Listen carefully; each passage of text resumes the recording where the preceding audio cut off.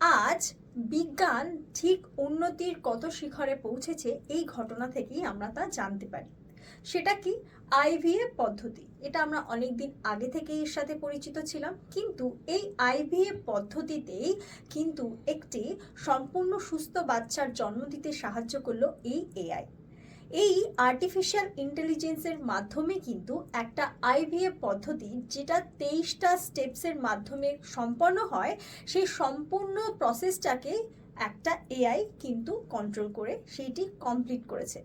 মেক্সিকোতে 40 বছর বয়সী মহিলার দেহে কিন্তু সেই আইভিএফ পদ্ধতিতে হওয়া একটি এমব্রায়োকে ইমপ্লান্ট করা হয়।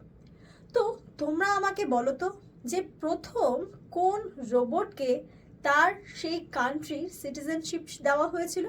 অবশ্যই কিন্তু তোমরা কমেন্ট করে জানাবে। Thank you.